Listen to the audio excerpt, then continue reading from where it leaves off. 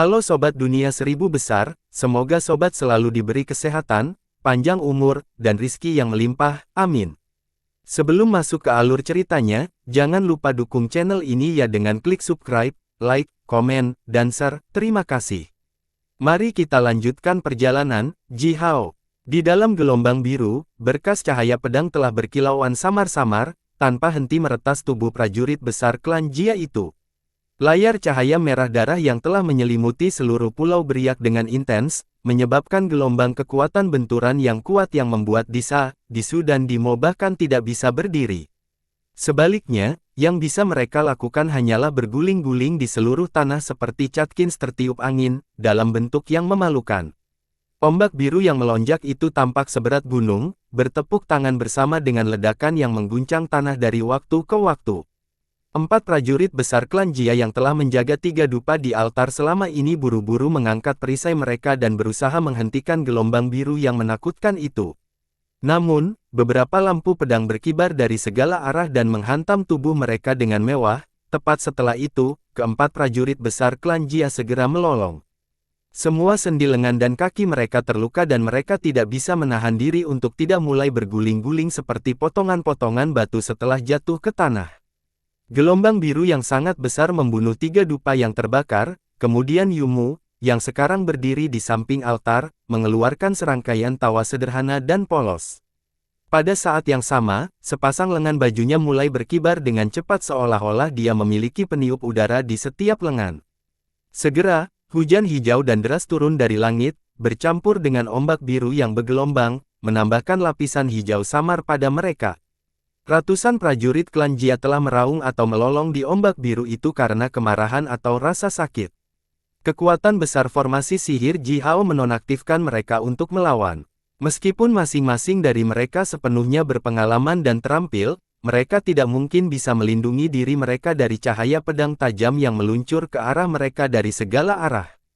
Lampu pedang itu secara akurat mematahkan sendi tulang mereka dan racun mematikan yang melekat pada lampu pedang yang dibor ke tubuh mereka dalam aliran kecil, melumpuhkan saraf dan otot mereka, benar-benar melumpuhkan mereka untuk bergerak.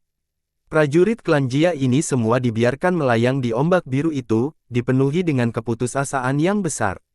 Formasi pembunuhan 5 elemen alami, Kuei, formasi pembunuhan air dan pedang. Yuyu mengeluarkan penyumbat telinganya yang terbuat dari sedotan, duduk tegak dengan senyum lebar di wajahnya, menyipitkan matanya, dengan puas menyaksikan Jihao memanipulasi formasi pembunuhan ini. Tidak cukup efektif, celah agak terlalu banyak, dan banyak bagian dari formasi ini tidak cukup fleksibel selama operasi. Duduk di kasur jerami itu, Yuyu mengarahkan jarinya ke formasi dan mulai berkomentar. Jihao dengan hati-hati mendengarkan kata-kata Yuyu sambil terus mengubah gerakan tangannya. Mengikuti gerakannya, posisi 49 senjata timbul sedikit berubah. Sementara itu, tenaga air yang telah terkumpul ke dalam senjata-senjata itu dari sungai-sungai di sekitarnya tumbuh semakin besar, semakin murni dan lebih murni. Kekuatan formasi sihir Jihao melonjak lurus, dan dalam rentang beberapa napas, itu telah meningkat menjadi 3 kali lebih besar dari sebelumnya. Yuyu sangat bersemangat. Dia menyingsingkan lengan bajunya dan mengambil alih formasi sihir dari tangan Jihao. Perubahan formasi sihir seharusnya tidak terjadi hanya sesuai dengan pola-pola itu. Seni formasi sihir akan berakar dan tumbuh. Di hati Anda, selalu sesuaikan formasi sihirmu dengan situasi yang berubah. Dengan cepat dan tampaknya acak, Yuyu menunjuk ke beberapa titik inti dari formasi sihir. Segera setelah itu, perubahan magis terjadi pada formasi sihir. Aliran cahaya, yang tampak seperti riak air biru samar dan telah melonjak di permukaan senjata timbul itu, sekarang berubah menjadi biru keperakan, bersinar dengan cahaya dingin yang indah namun menusuk tulang. Sebelum Yuyu mengambil alih formasi sihir, lampu pedang yang menyilaukan dan resleting dalam formasi hanya bisa menghancurkan perisai dan baju besi prajurit klan Jia itu dan hampir tidak melukai kulit mereka. Tetapi sekali setelah warna lampu pedang ini berubah seiring dengan aliran cahaya di permukaan senjata timbul, semua lampu pedang ini tiba-tiba menjadi puluhan kali lebih tajam dari sebelumnya. Lampu pedang ini sekarang mampu menembus langsung ke baju besi prajurit besar klan Jia dan melukai tulang mereka, memotong tubuh mereka semudah memotong potongan tahu. Sifu sayang, jangan membunuh. Ini sangat berharga. Melihat ini, Ji Hao berteriak dengan tergesa-gesa. Ah, uang bukanlah sesuatu yang benar-benar penting, Ji Hao, kamu harus. Yu melirik Ji Hao ke samping, berniat mengambil kesempatan ini untuk mendidik Ji Hao, murid barunya. Sebagai muridmu, aku bersiap untuk membangun gudang anggur yang sangat besar di istanaku di kota Puban, dan menyimpan jutaan tong anggur kelas atas dan lezat di dalamnya. Memandang Yu, Ji Hao mengucapkan kata demi kata, tapi membangun gudang anggur, membeli bahan, membuat anggur, bahkan menyimpannya, setiap proses akan menelan biaya yang mahal. Ya, hal-hal di dunia ini muncul sebagai waktu yang dibutuhkan, uang telah muncul dan telah ada selama ini. Hal ini tentu membuktikan bahwa, keberadaannya sesuai dengan hukum alam dan kebutuhan dunia ini. Sungguh alam semesta yang ajaib, sambil perlahan menggosok rahangnya, Yu berkata kepada Ji Hao dengan wajah serius, oke, kali ini, biarkan Sifu membantumu. Saat berbicara, Yu sedikit bertepuk tangan, setelah itu, cahaya pedang itu bersinar lebih cepat dan lebih ganas dari sebelumnya. Setiap kali setelah cahaya pedang menembus tubuh prajurit besar klan Jia, aliran kekuatan dingin yang menakutkan akan segera membekukan prajurit klan Jia ini.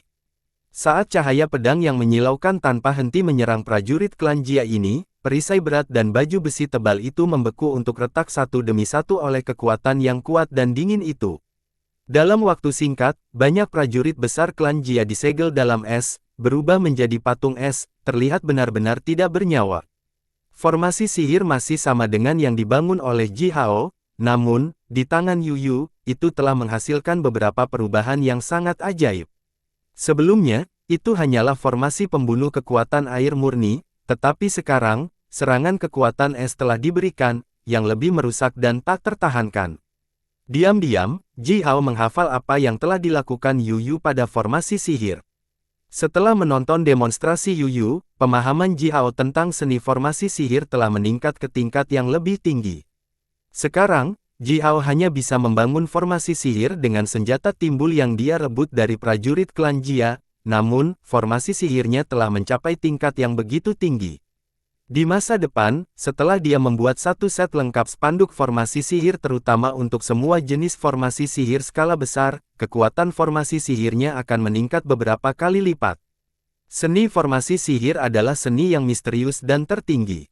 Itu bisa memungkinkan yang lemah untuk memenangkan yang kuat, memungkinkan yang sedikit untuk mengalahkan yang banyak, membiarkan yang mustahil menjadi mungkin dan memungkinkan keajaiban terjadi.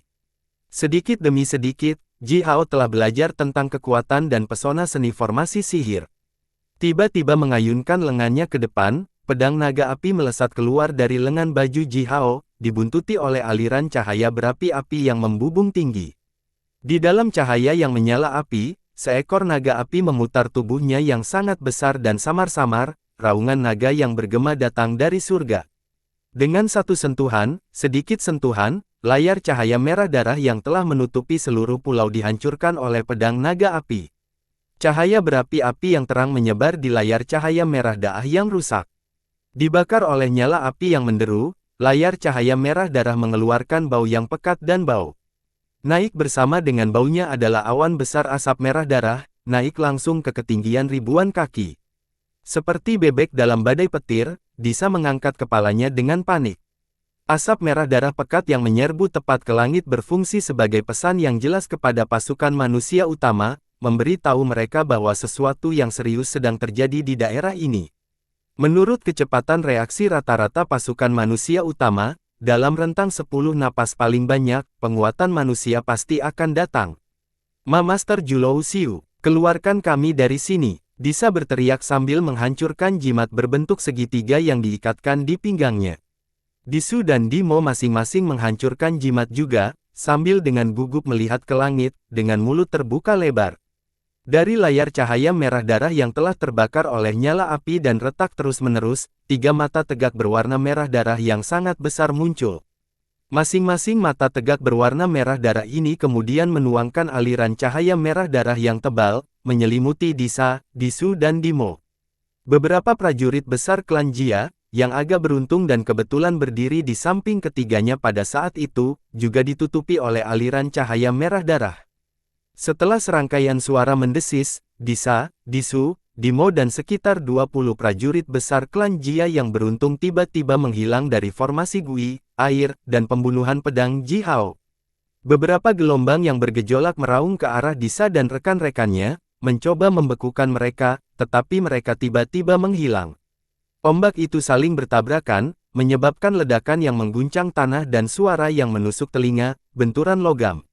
Yuyu berhenti, lalu menggelengkan kepalanya dan menyeringai, dan berkata, karena mereka sudah melarikan diri, aku tidak akan terus menindas anak-anak malang itu, kalau tidak, saya akan terlalu malu pada diri saya sendiri. Mengangkat tangannya dan menunjuk ke arah tertentu, Yuyu melanjutkan, Ji Hao, ambil mereka. Mereka berada di hutan, timur laut, 38 mil jauhnya dari sini, semuanya terluka. Hehe, mereka memiliki seniman formasi sihir bermata 5 bersama mereka, itu akan bernilai kekayaan yang sebenarnya. Aha, Ji Hao tertawa terbahak-bahak sebagai tanggapan, lalu meninggalkan formasi sihir, yang masih beroperasi. Dia langsung naik ke langit, meninggalkan cahaya berapi-api panjang berbentuk busur di udara. Berdampingan dengan Mercrow, Ji Hao terbang dengan kecepatan yang menakutkan.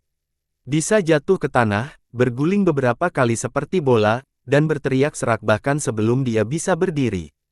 Pergilah, lari, cepat, Julou Xiu, picu formasi teleportasi. Sekarang, keluarkan kami dari sini. Julou Xiu, pria tua, keriput, bermata 5 dengan rambut abu-abu, menarik napas dalam-dalam dan tiba-tiba mengeluarkan kelima matanya.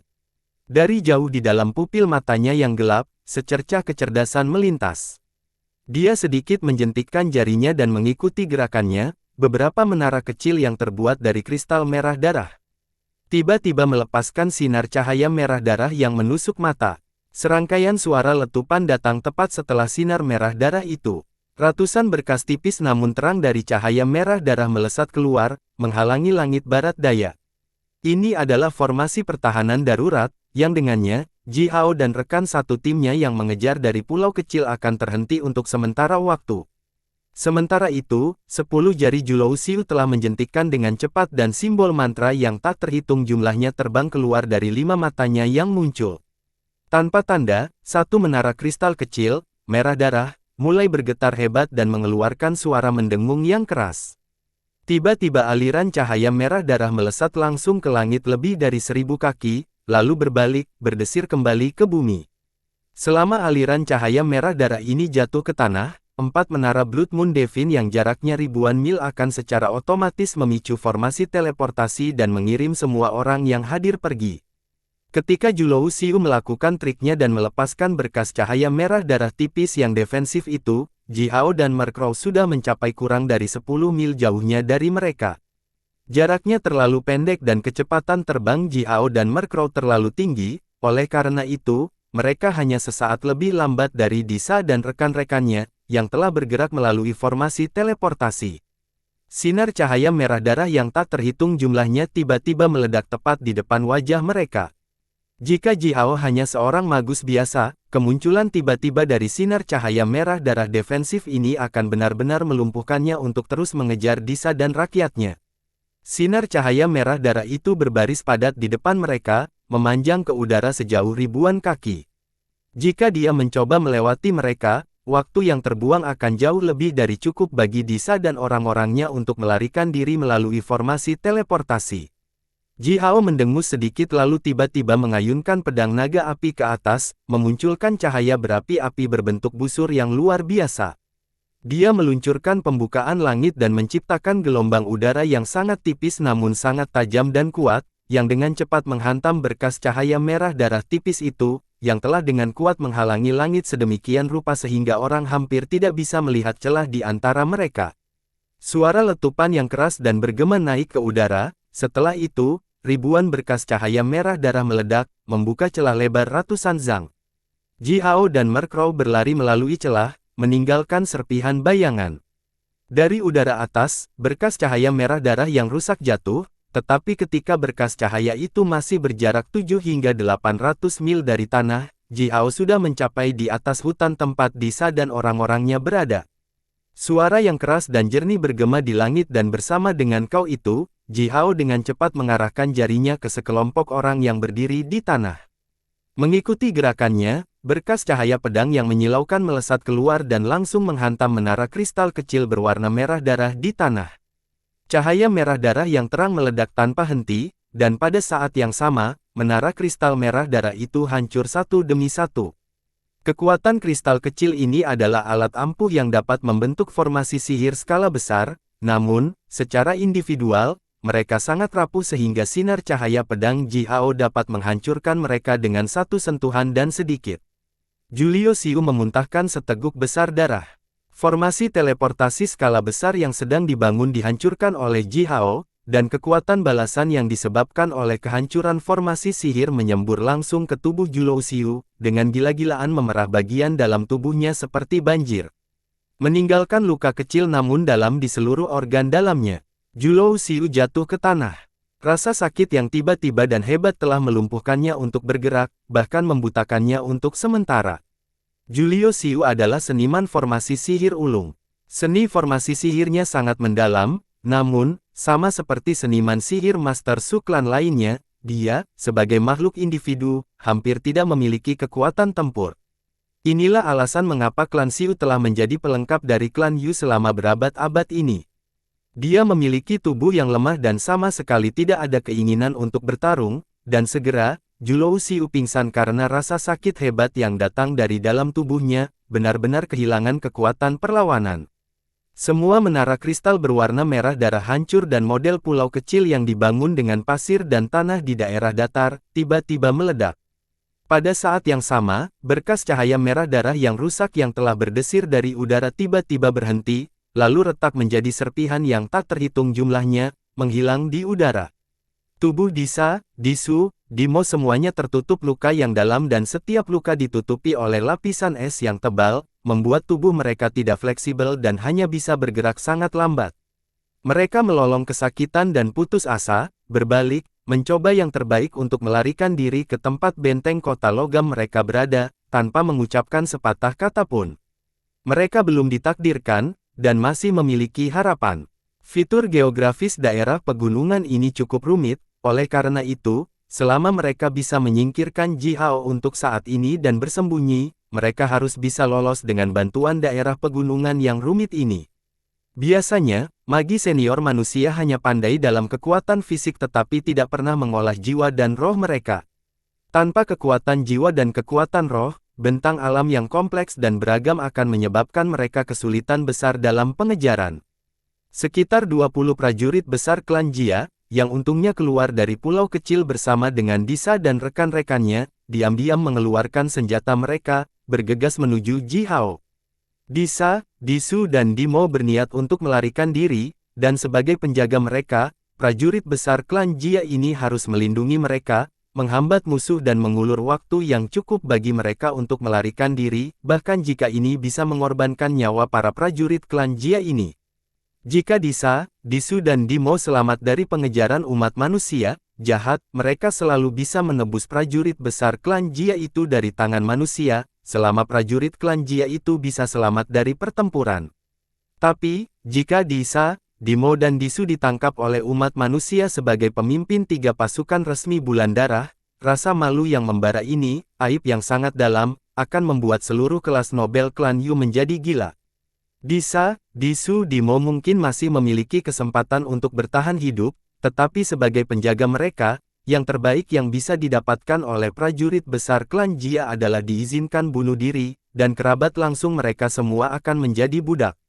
Memikirkan budak-budak rendah itu, yang hidup di dasar seluruh masyarakat dan diperlakukan bahkan lebih buruk daripada hewan, semua prajurit besar klan Jia yang hadir tidak bisa menahan diri untuk tidak gemetar ketakutan.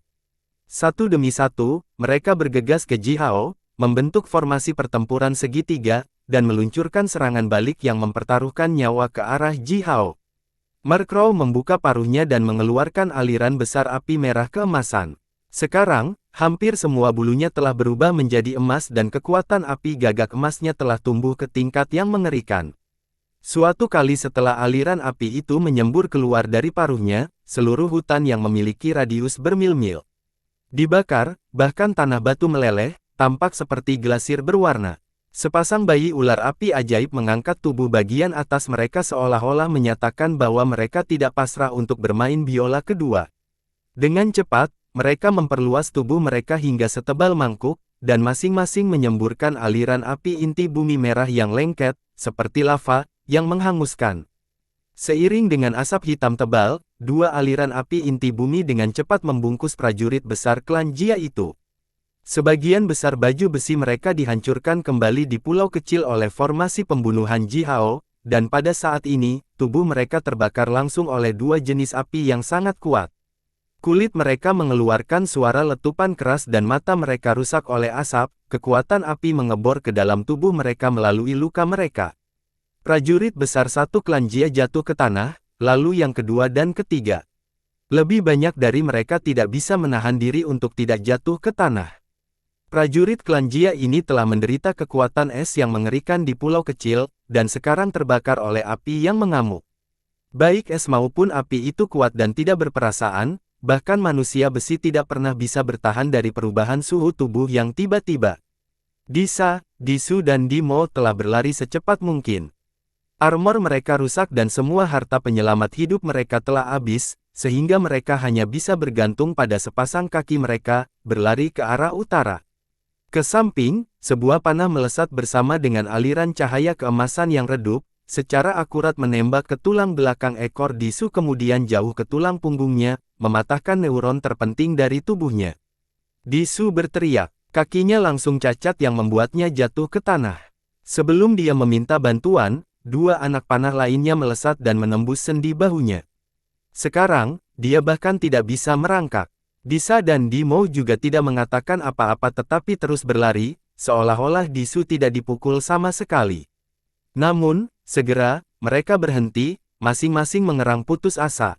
Men-men, dengan sepasang palunya yang dibawa di tangannya, dan Saosi, dengan perisai berbentuk bulat seukuran telapak tangan mengambang di sampingnya dan tombak yang samar-samar bersinar digenggam di tangannya, mereka muncul dalam jarak 5 hingga 6 mil jauhnya dari Disa dan Dimo, menghalangi jalan. Hah, apakah Anda mencoba lari? Tidak, bahkan dalam mimpimu, teriak Men-Men sambil mengayunkan palunya. Rasa sakit yang tak tertahankan membangunkan Julou Xiu dari koma dan membuatnya berteriak dengan suara bernada tinggi, berjuang kesakitan. Dengan beberapa naluri sensitif yang hanya milik orang-orang Xiu Clan, Julou Xiu merasakan sesuatu yang aneh di dalam tubuhnya. Itu adalah sesuatu dengan kekuatan jahat dan dingin, yang bisa merenggut nyawanya kapan saja. Ada apa? Apa yang telah kamu masukkan ke dalam tubuhku? Dengan panik yang parah, Julou Xiu menggonggong pada Ji Hao. Sekarang kamu budakku, jawab Ji Hao sambil menggosok tangannya sendiri dengan puas, menyeringai dan melanjutkan, Penatua Wulong telah memberitahuku bahwa hampir tidak mungkin untuk menangkap hidup-hidup orang-orang klan Xiu di medan perang, karena bahkan jika pasukan klan Yu dikalahkan, mereka akan mengirim kalian pergi sebelumnya. Pria klan Xiu yang masih hidup, selain itu, seorang master di bidang formasi sihir dan obat-obatan, kamu bisa bernilai setidaknya sebidang tanah yang memiliki radius 100.000 mil, di kota Puban. Mempertahankan senyum lebar di wajahnya, Ji Hao melanjutkan sambil menepuk pundak Julou Xiu, aku akan menjualmu ke Magi Place segera setelah kamu memberiku semua pengetahuan di kepalamu. Jangan khawatir, aku pasti akan menjualmu dengan harga yang layak yang sesuai. Dengan statusmu, Julou Xiu menatap Ji Hao dengan wajah pucat yang mematikan. Beri dia semua pengetahuan di kepalaku. Tidak, aku tidak akan pernah memberikan pengetahuanku kepadamu. Kamu orang barbar yang bodoh dan bodoh. Teriak Julou Xiu sambil menatap Ji Hao, dengan kepala terangkat tinggi. Gigit dia, Ji Hao segera menepuk sepasang ular api yang melingkar di bahunya. Kedua bayi ular, yang telah mengecilkan tubuh mereka menjadi satu kaki panjangnya, dengan senang hati melesat keluar, melingkar di leher Julou Xiu, lalu masing-masing menggigit salah satu telinganya. Racun yang tak tertahankan yang mengandung kekuatan api besar dengan cepat menyebar ke tubuh Julou Xiu di sepanjang meridiannya. Bahkan jika sepasang bayi ular itu telah mengendalikan jumlah racun mereka dengan baik, tubuh bagian atas Julou Xiu masih dengan cepat berubah menjadi merah api. Racun api yang sangat kuat telah hampir memasak setengah dari tubuhnya. Tolong! Jangan bunuh aku, Julou Xiu berteriak, saya salah satu dari 500 seniman formasi sihir master teratas di kota Liangzhou. Aku bisa berharga bagimu. Aku tidak bisa mati di sini. Senang kamu menyadari itu, kata Ji Hao lalu bertepuk tangan. Diikuti dengan gerakannya, kedua bayi ular itu masing-masing meletakkan mulutnya di dekat salah satu telinga Julou Xiu dan mengisap racunnya kembali. Setelah itu, mereka dengan santai melingkar kembali ke leher Julou Xiu, menggunakan tubuh Julou Xiu sebagai tempat tidur sementara, tidak berniat untuk bergerak bahkan 1 inci pun selama mungkin beberapa jam ke depan. Saya mengerti mengapa Penatua Wulong dan para tetua lainnya semua mengatakan bahwa, Tuan, Siuslan Anda semuanya pelacur. Tanpa dipukuli, kamu tidak akan pernah bisa mengerti betapa menakutkannya, orang barbar. Berdiri tegak, Ji Hao menatap Julou Xiu, yang duduk di tanah dengan lemah dan lemas, dan berkata dengan suara dingin dan keras, karena kamu telah membenci kami dengan apa yang disebut peradaban, aku tidak keberatan mengajarimu sedikit tentang kekuatan barbarisme kami. Mengepalkan tinjunya, Ji Hao mencibir dan melanjutkan, kamu hidup dengan kekuatanmu sendiri. Ini adalah satu-satunya prinsip hidup di Southern Wasteland, sama di sini di Midland. Jangan mencoba membuat dirimu kesulitan lagi, atau aku akan mematahkan 100 keping tulangmu setiap hari, lalu menyatukannya kembali. Julou Xiu mengangkat kepalanya, menatap Ji Hao dengan putus asa, mengerang kesakitan. Memang, dia selalu menganggap dirinya sebagai salah satu jenis yang beradab, mulia dan terhormat, tetapi semua superioritas itu tidak dapat membantunya sedikit pun dalam situasi saat ini. Menghadapi kekerasan, barbar, semua yang disebut peradaban, kemuliaan, dan kehormatan sama sianya dengan sepasang sepatu bot sutra yang dia kenakan di kakinya, yang sekarang seluruhnya tertutup lumpur. Melirik Dimo, yang berbaring setengah mati di tanah, bahkan tidak bisa menggerakkan jari kelingking, Ji Hao kemudian berjalan ke Disa dan Disu dengan langkah besar. Disu sudah mulai berteriak dengan suara serak yang aneh, saya adalah pewaris ke-12 dari keluarga Di, yang memiliki garis keturunan paling murni di antara semua keluarga cabang keluarga Disi. Itu adalah keluarga paling mulia di antara semua pemilik garis keturunan Blood Moon. Kamu harus memperlakukanku dengan cara yang sesuai dengan status bangsawanku, kamu tidak bisa memperlakukanku seperti kamu memperlakukan. Ji Hao mengangkat kakinya dan menginjak keras di kepala Disu. Ahli waris, bisakah kamu masih mewarisi sesuatu sebagai orang mati? Kata-kata pembunuhan dan mengancam seperti itu membuat Jisoo segera menutup mulutnya.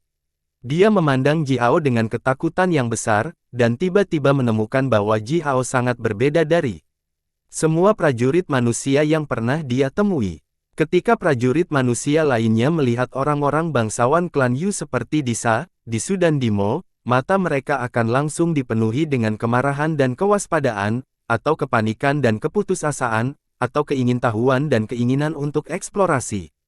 Tetapi pada saat ini, dari sepasang mata Ji Hao, Disu hanya bisa melihat kedinginan, kehambaran dan kecerobohan, seolah-olah semua perkelahian dan penangkapan orang-orang klan Yu ini benar-benar terjadi setiap hari. Jika seseorang mengatakan bahwa semua prajurit manusia yang ditemui Disu sebelumnya adalah sekelompok orang pedesaan yang jarang melihat bangsawan, maka reaksi Ji Hao membuatnya terlihat seperti orang termulia yang sering bisa masuk ke istana kaisar dan mendentingkan gelasnya dengan kaisar itu. Bagaimanapun, Ji Hao tidak pernah menganggap serius keluarga Di, bahkan keluarga Disi. Dia tidak bertindak begitu dingin dan ceroboh dengan sengaja, sebaliknya, dia tidak pernah percaya pada apa yang disebut status bangsawan dari Disu dan orang-orang klan Yu lainnya. Apa yang terjadi saat ini tidak ada yang istimewa selain mengalahkan musuh lain, seolah-olah Disu bukan siapa-siapa selain budak lain yang baru saja dia tangkap. Setelah dia menemukan perbedaan dari mata Ji Hao, Disu menutup mulutnya dengan kuat, tidak berani mengeluarkan suara sedikit pun. Ji Hao kemudian berjalan ke arah Disa, menjambak rambut panjangnya, dan menyeretnya dari genangan lumpur. Disa berjuang sekeras yang dia bisa, tetapi racun Yumu telah melumpuhkan dan melemahkan tubuhnya, dikombinasikan dengan fakta bahwa orang-orang bangsawan klan Yu tidak pernah mengejar kekuatan fisik. Oleh karena itu, dia sekarang tampak seperti semut kecil yang lemah yang mencoba memindahkan gunung raksasa. Tangan Ji Hao dipegang dengan sempurna, tidak bergerak sedikit pun. Sedikit mengayunkan pedang naga api, Ji Hao memotong baju besi Disa yang rusak lalu meletakkan pedang itu kembali, bergabung dengan tubuhnya sendiri. Dengan cepat dan nyaman, Ji Hao menanggalkan gelang luar angkasa ajaib yang dikenakan di pergelangan tangan Disa, yang memiliki ruang penyimpanan yang luar biasa besar. Gelang itu dikenakan di pergelangan tangan Disa dengan cukup erat, dan Ji Hao baru saja melepasnya secara paksa dengan kekerasan murni, bahkan mengupas lapisan tebal kulit dan daging dari pergelangan tangan dan telapak tangan Disa. Darah menyembur keluar segera. "Oi, buka segel gelang ini. Sekarang," kata Ji Hao kepada Disa sambil menatap matanya tepat di mata, "aku akan menghitung sampai 3, jika kamu tidak." Disa mengangkat kepalanya dengan bangga, dan kembali menatap Ji Hao. Meskipun dia ditangkap hidup-hidup, dia tidak bersiap untuk menyerah pada martabat dan kebangsawanannya, yang secara alami menjadi miliknya, sebagai pria bangsawan klan Yu. Melihat Ji Hao, Disa berteriak, "Jika aku tidak melakukannya, kamu akan membunuhku, kan? Dasar orang barbar bodoh, ancaman malang ini tidak akan pernah bisa mengguncang bangsawan klan Yu. Jika tidak, aku akan mengebirimu," kata Ji Hao sambil menatap Disa dengan tatapan kejam, "tepat di depan wajah rekan-rekanmu, aku akan memotong Baeles dan Paasterisismu, sedikit demi sedikit." Disa gemetar dan menatap Ji Hao ketika dia mendengar ini. Tiba-tiba, cahaya redup melintas di matanya yang tegak dan gelang itu langsung dibuka. Wajah Disa berkedut intens, melihat gelang yang dipegang di tangan Ji Hao, dengan tatapan sedih, seolah-olah seseorang telah memotong hatinya dengan belati yang tajam. Gelang itu adalah harta karun sejati, yang diberikan kepadanya oleh ayahnya. Ruang dalamnya sangat besar, cukup untuk menyimpan semua persediaan yang dapat mendukung seluruh pasukan selama setahun penuh. Gelang itu adalah harta strategis yang nyata. Namun demikian, dibandingkan dengan martabatnya sendiri, Disa memilih martabat itu tanpa ragu-ragu. Telah dikebiri tepat di depan wajah Disu dan Dimo, oleh Ji Hao. Disa bahkan tidak bisa membayangkan betapa mengerikannya itu, betapa buruknya hal ini akan memengaruhi dia dan keluarganya. Dia mencoba tetapi gagal membayangkan seperti apa hidupnya ketika dia kembali ke kota Liangzhu, jika Disu dan Dimo benar-benar melihatnya dikebiri oleh Ji Hao. Ini pasti akan membawa keluarganya aib yang sangat mendalam yang mungkin berlangsung selamanya. Rasa malu yang besar ini bahkan mungkin memaksa keluarganya untuk membuangnya, nyaris tidak mencucinya. Dia bisa membuka segel gelang itu cepat atau lambat setelah dia membunuhku, yang dia butuhkan hanyalah sedikit waktu. Disa menjelaskan pada dirinya sendiri dengan cara ini. "Saya masih memiliki harapan selama saya tetap hidup. Aku bisa membunuh Ji Hao dan menghapus semua rasa malu yang dia berikan padaku. Masih ada harapan. Barang bagus. Senang." Ji Hao mengutak-atik gelang yang indah ini. Dia memotong jarinya, patah dan meneteskan setetes darah di atasnya, yang dengan cepat diserap oleh gelang. Bersamaan dengan tetesan darah itu, aliran kekuatan roh Ji Hao menyembur ke gelang, meninggalkan tanda kecil dan khusus pada segel yang terletak di inti ruang dalam gelang itu. Sekarang, gelang ini telah terbuka di depan wajah Ji Hao, tanpa misteri atau kerahasiaan yang melekat padanya sama sekali. Ruang dalam gelang itu sangat besar sehingga bahkan Ji Hao terkejut karenanya. Di ruang yang luas dan persegi itu, seluruh 30.000 set baju besi cadangan dan bagian-bagian aksesori dari baju besi itu ditumpuk di satu sudut.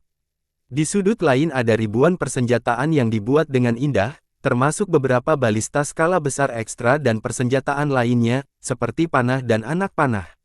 Setelah melihat sejumlah besar senjata berkualitas tinggi ini, tumpukan besar kristal sihir yang bersinar terang hampir mencekik Ji Hao karena terkejut.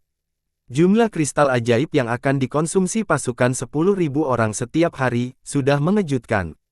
Karena Disa telah membawa pasukannya, yang memiliki puluhan ribu prajurit, keluar dari kota Liangzhu untuk berperang, dia harus memiliki cukup jumlah kristal ajaib dan persediaan lain yang dapat mendukung seluruh pasukan setidaknya selama 1 tahun, ditambah dengan jumlah yang akan dikeluarkan oleh Menara Ilahi Bulan Darah dan semua senjata skala besar itu. Dengan cepat memindai tumpukan kristal ajaib yang raksasa gunung, Ji Hao secara kasar melakukan perhitungan, dan menemukan bahwa kristal ajaib ini lebih dari cukup untuk mendukungnya dan kultivasi reguler rekan satu timnya selama lebih dari 100 tahun. Tapi tentu saja, yang menempati lebih banyak ruang di dalam gelang adalah makanan, yang sebagian besar daging kering, ditutupi dengan lapisan rempah-rempah dan garam yang tebal, terkandung dalam kotak logam dan ditumpuk dengan teratur. Prajurit klan Jia itu setidaknya memiliki tinggi 4 hingga 5 meter dan sebagian besar adalah prajurit tingkat senior. Pada level mereka, daging binatang biasa tidak akan bisa memuaskan perut mereka lagi, sebaliknya, makanan mereka harus darah dan daging yang berasal dari binatang tingkat senior. Sebagai komandan utama pasukan, Disa telah meninggalkan sebagian besar persediaan di kamp penyimpanan persediaan, tetapi untuk penggunaan darurat dalam keadaan tertentu, dia membawa persediaan dalam jumlah yang cukup yang dapat mendukung seluruh pasukan selama setengah bulan bersamanya. Dari ruang roh Ji Hao, suara pria misterius itu tiba-tiba terdengar, "Haha. Anak kecil, kali ini kamu akhirnya bisa makan sebanyak yang kamu mau. Setelah kamu memakan gunung daging ini, kekuatan fisikmu akan memungkinkanmu untuk bertarung secara setara melawan naga berdarah murni." Berhenti sejenak, pria misterius itu tertawa tipis lalu melanjutkan, "Dan naga berdarah murni yang dewasa sama-sama dapat menantang Raja Penyihir hanya dengan kekuatan fisiknya." Ji Hao menyeringai menyenangkan, dan mengenakan gelang di pergelangan tangan kirinya. Setelah menyerap darah Ji Hao, gelang itu berubah menjadi merah keemasan. Selain itu, aliran kekuatan api hangat mulai menyebar darinya. Dengan sengaja mengayunkan gelang di depan Disa, Ji Hao kemudian melemparkan tendangan berat yang hampir brutal ke perut bagian bawah Disa. "Sekarang, beritahu saya nama dan informasi kontak semua mata-mata dan pengikut manusia Anda, yang telah bersembunyi di pasukan manusia kami. Ceritakan semuanya, kalau tidak, aku masih akan memotong bagian priamu, potong demi irisan." Melihat wajah Disa yang bengkok, Ji Hao melanjutkan perlahan, "Kali ini, jika kamu tidak memberiku daftar nama dan informasi kontak mereka, aku akan menelanjangimu dan memotong kebodohanmu tepat di depan semua rekanmu di benteng kota logam itu, dan semua prajuritmu. Ceritakan semua yang kamu tahu." Disa menatap Ji Hao, wajah dipenuhi dengan ketakutan yang dalam, seolah-olah dia sedang menatap monster paling jahat yang keluar langsung dari neraka. Dikebiri di depan Disu dan Dimo sudah bisa menjadi penghinaan yang tak tertahankan dan membara, tetapi dilucuti dan dikebiri sepotong demi sepotong, oleh Ji Hao, di hadapan Di Huo dan Jutu, yang keduanya kuat dan berpengaruh dalam keluarga mereka sendiri, ini akan jauh melampaui aib yang mendalam. Jika itu benar-benar terjadi, Disa sama sekali tidak punya pilihan selain bunuh diri, sedangkan untuk keluarga Di, tanpa diragukan lagi, mereka harus menanggung rasa malu yang mendalam ini selamanya. Itu hanya nama beberapa budak rendahan. Dengan paksa tersedak rasa sakit yang luar biasa datang dari perut bagian bawahnya, Disa mencoba yang terbaik untuk bertindak tenang, bahkan meremas senyum dari wajahnya. Dia memandang Ji Hao dan berkata, "Saya pikir, kita tidak boleh membiarkan terlalu banyak keterikatan yang tidak perlu terjadi di antara kita, hanya karena budak-budak rendah itu." Petik 2. Mengambil napas dalam-dalam, Disa menyeringai lagi, menatap mata Ji Hao dan terus berkata, "Sama seperti orang di pulau kecil itu, aku bisa memberimu dia dan semua anggota klannya, ayahnya, ibunya, Anda dapat memiliki semuanya dan melakukan apapun yang Anda inginkan untuk mereka. Namun, saya adalah orang yang mulia, saya berharap saya dapat diperlakukan dengan cara yang sesuai dengan status saya." Mengeluarkan beberapa batuk palsu, Disa tersenyum dan melanjutkan, "Kamu harus tahu bahwa hidup kita sangat berharga. Selama Anda tidak berbicara tentang menangkap kami, keluarga kami akan senang membayar Anda banyak uang untuk menebus kami kembali, secara diam-diam. Ini juga menguntungkan Anda, bukan?" Dengan dingin, Ji Hao memandang Disa dan menjawab, "Beri aku daftar nama anjingmu, dan info kontak mereka." Disa menelan ludah dengan gugup, lalu dengan cepat memberikan hampir 100 nama, setelah itu, dia mengarahkan jarinya ke gelang yang dikenakan di pergelangan tangan Ji Hao, berkata, "Semua simbol mantra rahasia untuk berhubungan dengan mereka ada di sana. Anda dapat dengan mudah menggunakan simbol mantra tersebut, kamu hanya perlu mengikuti aliran kekuatan yang dilepaskan dari simbol mantra itu, yang akan membawamu ke posisi akuratnya." Setelah menghafal semua nama yang diberikan oleh Disa, pupil Ji Hao tiba-tiba menyusut menjadi seukuran ujung jarum, menatap mata Disa. Melihat mata Ji Hao, Disa langsung merasakan sedingin es dari hatinya. Dia berteriak sekeras yang dia bisa sehingga dia bahkan berteriak serak, "Ji Hao, kami, di sana, memang ada beberapa kebencian di antara kita. Tapi, kita masih bisa bernegosiasi, semuanya bisa dinegosiasikan, loh. Di mata kita, semua kebencian bisa dilarutkan. Aku bersumpah dengan kemuliaan keluargaku, mulai sekarang, aku tidak akan pernah melihatmu sebagai musuhku lagi. Bahkan jika kami bertemu lagi di medan perang, itu seharusnya hanya karena kami berada di sisi yang berbeda. Tapi aku tidak akan pernah lagi, mencoba membalas dendam padamu, karena permusuhan pribadiku kepadamu. Terlambat, Ji Hao memandang Disa dengan tatapan dingin. Salah satu temanku mengutuk seorang wanita dengan harta rahasianya yang misterius, diturunkan dari leluhurnya, untuk mendapatkanmu. Sekarang, karena kamu datang seperti yang kami rencanakan, kamu harus mati. Mayatmu akan memberiku sejumlah kredit yang manis. Ya, tidak sebanyak jumlah yang kau hargai sebagai makhluk hidup, tetapi dengan mempertimbangkan kebencian pribadi di antara kita, lebih tepatnya aku pikir, aku harus membunuhmu. Saat Ji Hao berbicara, pedang naga api meraung keluar dari lengan baju Ji Hao dan menusuk dada Disa bersama dengan panas yang sangat hebat.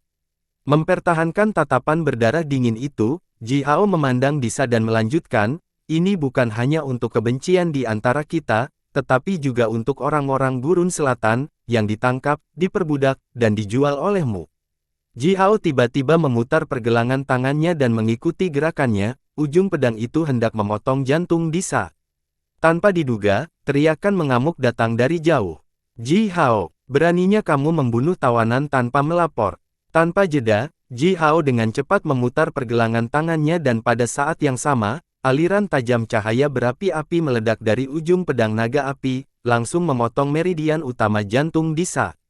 Api yang mengamuk menyembur keluar dari tubuh Disa, dan sementara itu, ketiga matanya meredup dan tubuhnya mulai terbakar dalam api. Api besar naik ke udara, membakar kulit, otot, dan organ dalam Disa menjadi abu dalam waktu singkat, hanya menyisakan kerangka yang sekitar 2 kaki lebih tinggi dari Ji Hao dan seluruhnya berwarna ungu perunggu gelap. Di dalam nyala api yang menderu, kerangka tembus pandang ini menyusut perlahan, secara bertahap turun ke ketinggian yang sama dengan Ji Hao, dan akhirnya berhenti menyusut. Itu adalah kerangka ungu perunggu gelap, tembus pandang, yang memiliki 3 rongga mata besar dan gelap di tengkorak. Ji Hao sedikit terkejut, diam-diam melihat kerangka ini. Hal ini entah bagaimana mengingatkannya pada beberapa kenangan lama yang sudah dilupakan dengan sengaja. Tapi segera, Ji Hao kembali tenang, melemparkan kerangka yang masih dalam kondisi sempurna dan tidak menunjukkan tanda-tanda pecah ini, ke tanah. Diikuti oleh suara berdengung, simbol mantra merah darah muncul di kerangka Disa. Aliran kekuatan magis yang aneh mulai perlahan-lahan melingkar di sekitar kerangka ini, yang memungkinkan kerangka itu melayang ke udara, setinggi beberapa kaki di atas tanah. Dia terbakar sampai ke tulang, bagaimana dia masih bisa terbang? Men-men berjalan dengan rasa ingin tahu, dengan sepasang palu yang dibawa di tangannya. Dia dengan hati-hati mengutak-atik kerangka itu dengan gagang palunya, mendengar suara keperakan, dia terus berkata, dan tulangnya tahan api, yang juga menyusut dalam api. Tulang pria ini sangat menarik. Menyaksikan apa yang baru saja terjadi, di Su dan Dimo, yang tidak jauh dari tempat Disa meninggal, keduanya sudah basah kuyup dengan keringat dingin dan telah gemetar ketakutan, bahkan tidak bisa mengucapkan sepatah kata pun. Disa dibakar menjadi kerangka, adegan ini terlalu kejam dan brutal. Bagi orang-orang bangsawan klan Yu seperti di Su dan Dimo, ini adalah mimpi buruk murni, bahkan lebih buruk dari yang bisa dibayangkan. Kerangka Disa yang tersisa membuktikan bahwa kematiannya tidak diberkati oleh bulan darah yang agung dan tulangnya gagal kembali ke bulan darah. Di mata mereka, ini adalah kutukan yang sangat kejam. Bagi orang-orang klan Yu, kerangka yang tersisa setelah kematian sama dengan jiwa yang binasa setelah kematian umat manusia, yang berarti orang-orang ini tidak akan pernah memiliki kesempatan untuk bereinkarnasi dan hidup lagi.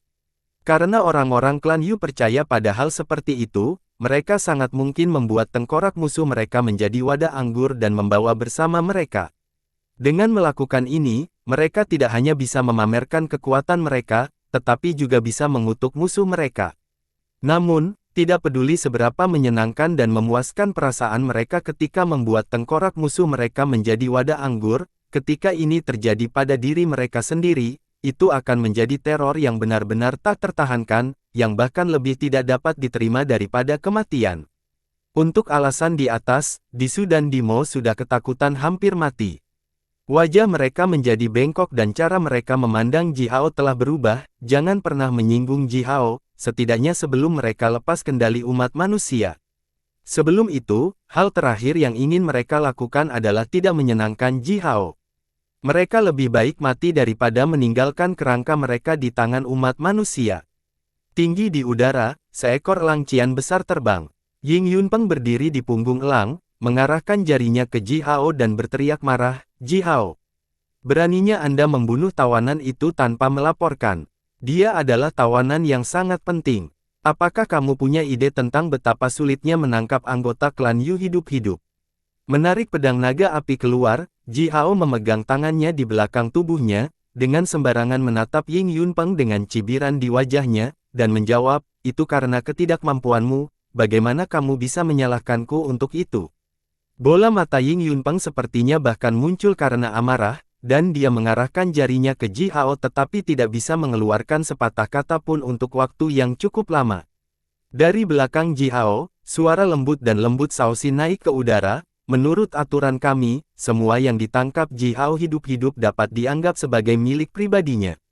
Juga menurut aturan kami, sebagai pemilik, dia memiliki hak penuh untuk melakukan apapun yang dia inginkan terhadap propertinya, termasuk membakarnya. Bahkan Kaisar Sun tidak memiliki hak untuk menuduh Ji Hao membunuh tawanannya." Sambil tersenyum tipis, Shaoxi mengangkat kepalanya, menatap Ying Yunpeng dan melanjutkan, "Ji Hao baru saja tidak melakukan apa-apa selain membunuh seorang tawanan. Kekuatan apa yang kamu miliki yang memungkinkanmu menuduh Ji Hao? Apakah kita semua harus ekstra baik dan patuh padamu hanya karena putra dan keponakanmu meninggal?" Mendengar kata-kata Shaoxi, wajah keriput Ying Yunpeng menjadi sangat merah dan matanya langsung dipenuhi dengan garis-garis darah. Dia seharusnya tidak muncul di sini sama sekali. Sebagai komandan semua pemanah negara 10 matahari yang ditempatkan di kota Puban, dan dikirim ke sini ke daerah Gunung Chiban sebagai bala bantuan, dia harus berada di kamp utama tentara manusia, menangani semua jenis masalah militer. Namun demikian, Ying Yunpeng telah menderita depresi yang melekat di hatinya selama ini.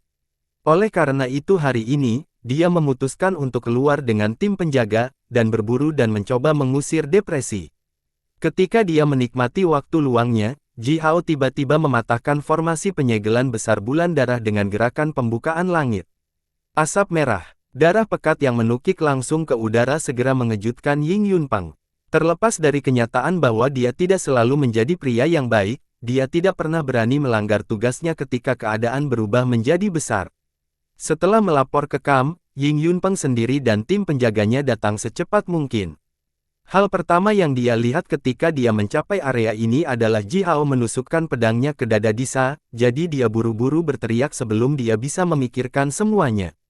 Namun, kata-kata Shaoxi baru saja menghancurkan segala macam pikiran yang muncul di kepala Ying Yunpeng.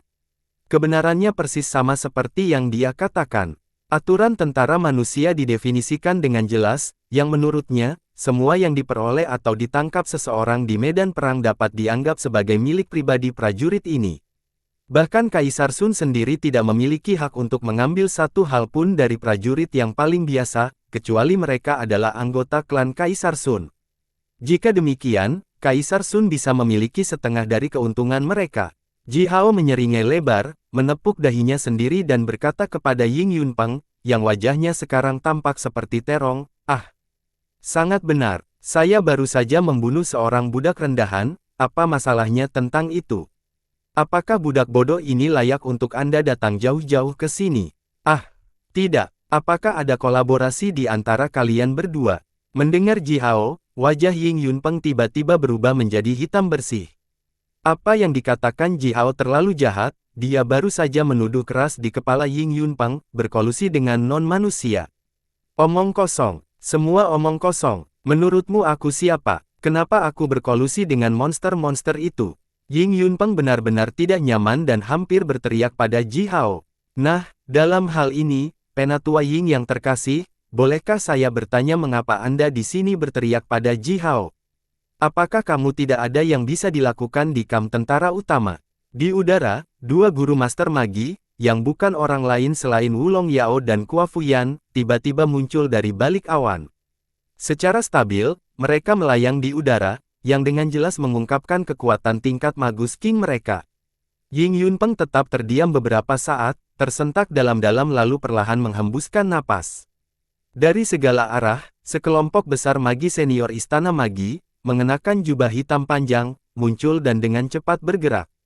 Dilihat dari aura ganas pembunuhan yang dilepaskan dari tubuh mereka, mereka semua jelas siap untuk pertarungan hebat.